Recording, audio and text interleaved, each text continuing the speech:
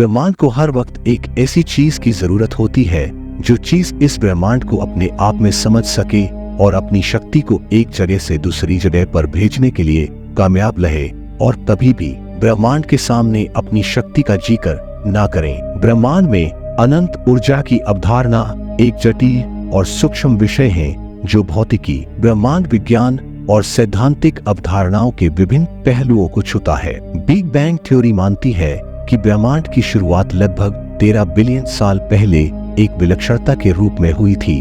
Big bang के तुरंत बाद ब्रह्मांड में तेजी से घातीय विस्तार हुआ जिसे कॉस्मिक इन्फ्लेशन के रूप में जाना जाता है। इस प्रक्रिया ने पूरे ब्रह्मांड में ऊर्जा फैलाई जिससे पदार्थ और विकिरण के निर्माण के लिए मंच तैयार हुआ। कॉस्मिक माइक्रोवेव बैकग्राउंड CMB विकिरण बिग बैंग से बची हुई गर्मी है। यह शुरुआती ब्रह्मांड का एक स्नैपशॉट प्रदान करता है जब यह अभी भी गर्म और सघन था, जिससे हमें शुरुआती ऊर्जा वितरण के बारे में सुराग मिलते हैं। जैसे जैसे ब्रह्मांड ठंडा होता गया, ऊर्जा युग्म निर्माण जैसी प्रक्रियाओं के माध्यम से पदार्थ में परिवर्तित हो गई, जहां फोटोन कण प्रतिकन युग्मों में परिवर्तित हो गए, जिससे ब्रह्मांड की द्रव्यमान ऊर्जा सामग्री में योगदान मिला। तारे परमाणु संलयन के माध्यम से ऊर्जा उत्पन्न करते हैं, अपने कोर में हाइड्रोजन को हीलियम में परिवर्तित करते हैं। इस प्रक्रिया से भारी मात्रा में ऊर्जा निकलती है जो तारों को शक्ति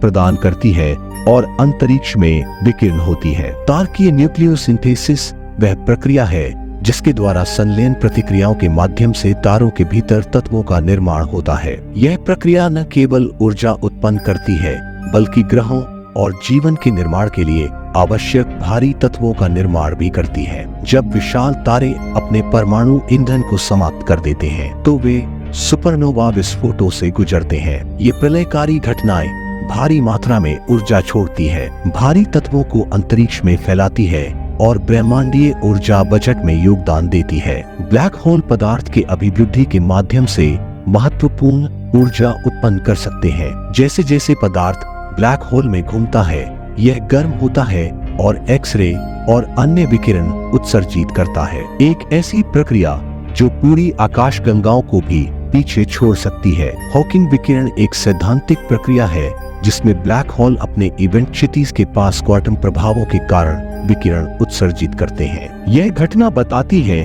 कि ब्लैक होल समय के साथ ऊर्जा और द्रव्यमान खो सकते हैं। कॉस्मिक किरणें उच्च ऊर्जा कण हैं जिनमें से ज्यादातर प्रोटॉन होते हैं जो अंतरिक्ष में लगभग प्रकाश की गति से यात्रा करते हैं। वे सुपरनोवा और सक्रिय गैलेक्टिक नाभिक जैसे स्रोतों से उत्पन्न होते हैं जो ब्रह्मांड की ऊर्जा में योगदान करते हैं। डार्क मैटर पदार्थ का एक अज्ञात रूप है जो प्रकाश उत्सर्जित या अवशोषित नहीं करता है लेकिन गुरुत्वाकर्षण प्रभाव डालता है, जबकि इसकी सटीक प्रकृति एक रहस्य बनी हुई है। यह ब्रह्मांड की ऊर्जा गतिशीलता में एक महत्वपूर्ण भूमिका निभाता है।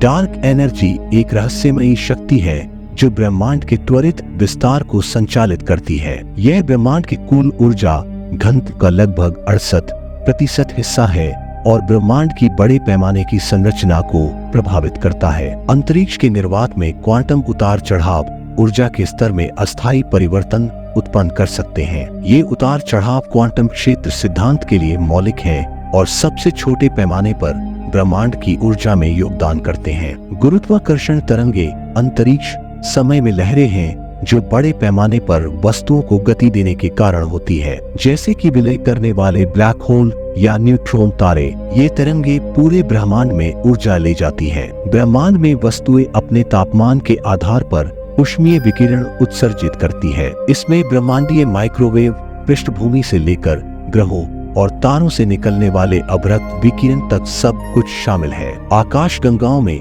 विशाल मात्रा में तारे, गैस और डार्क मैटर होते हैं जो सभी गुरुत्वाकर्षण के माध्यम से परस्पर क्रिया करते हैं। आकाशगंगाओं के भीतर की गति और अंतःक्रियाएं ब्रह्मांडीय पैमाने पर ऊर्जा उत्पन्न करती है और उसका पुनर्वितरण करती है। सक्रिय गैलेक्टिक नाभिक AGM कुछ आकाशगंगाओं के केंद्र में स्थित क्षेत्र है जिनमें सुपरमैसिव ब्लैक होल सक्रिय रूप से पदार्थ को एकत्रित करते हैं। AGN बहुत अधिक मात्रा में ऊर्जा उत्सर्जित करते हैं जो अक्सर अपनी मेजबान आकाशगंगाओं से अधिक चमकीला होता है। आकाशीय पिंडों के बीच गुरुत्वाकर्षण अंतरक्रियाओं के कारण उत्पन्न ज्वारीय बल महत्वपूर्ण मात्रा में ऊर्जा उत्पन्न कर सकते हैं। इसका एक उदाहरण हमारे सौर मंडल में चंद्रमाओं का ज्वारीय तापन है। आकाशगंगाओं और अंतरतारकीय अंतरिक्ष में मौजूद ब्रह्मांडीय चुंबकीय क्षेत्र आवेशित कणों की गति को प्रभावित करते हैं और ब्रह्मांड की ऊर्जा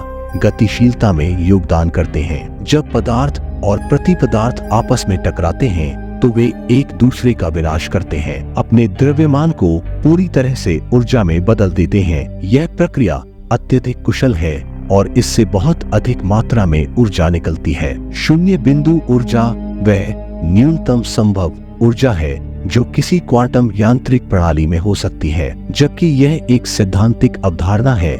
इसका तात्पर्य है कि अंतरिक्ष के निर्वात में एक अंतर्निहित ऊर्जा होती है। ऊष्मप्रवैगिकी का दूसरा नियम बताता है कि बंद प्रणाली में एंट्रोपी या अव्यवस्था समय के साथ बढ़ती जाती है। यह सिद्धांत पूरे ब्रह्मांड में ऊर्जा के वितरण और प्रवाह को नियंत्रित करता है। ब्रह्मांडीय स्थिरांक आइंस्टीन के सामान्य सापेक्षता के क्षेत्र समीकरणों में एक शब्द है जो अंतरिक्ष को एक समान रूप से भरने वाले एक स्थिर ऊर्जा घनत्व का प्रतिनिधित्व करता है। यह डार्क एनर्जी और ब्रह्मांड के त्वरित विस्तार से जुड़ा हुआ है। ऊर्जा का संरक्षण भौतिकी का एक मूलभूत सिद्धांत है, जिसमें कहा गया है कि ऊर्जा को बनाया या नष्ट नहीं किया जा सकता, केवल रूपांतरित किया जा सकता है। यह सिद्धांत पूरे ब्रह्मांड पर लागू होता है। ब्रह्मांड का विस्तार ऊर्जा के वितरण और घनत्व को प्रभावित करता है। जैसे जैसे अंतरिक्ष फैलता है, विकिरण का ऊर्जा घनत्व घटता जाता है, लेकिन कुल ऊर्जा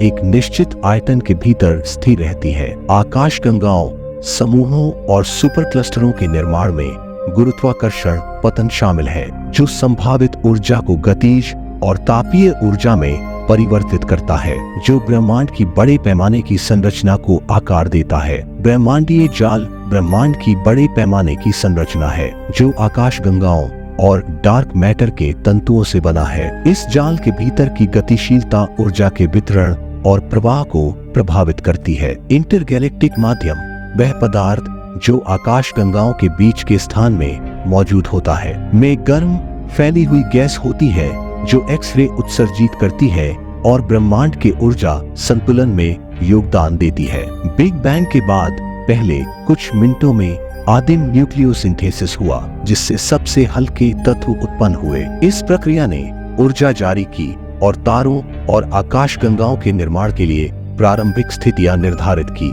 जैसे जैसे ब्रह्मांड का विस्तार और विकास जारी रहेगा, ऊर्जा का वितरण बदलेगा। ब्रह्मांड का भाग्य, चाहे वह बिग फ्रीज, बिग क्रंच या किसी अन्य परिदृश्य में समाप्त हो, डार्क एनर्जी, डार्क मैटर और अन्य मूलभूत बलों के परस्पर क्रिया द्वारा निर्धारित किया जाएगा।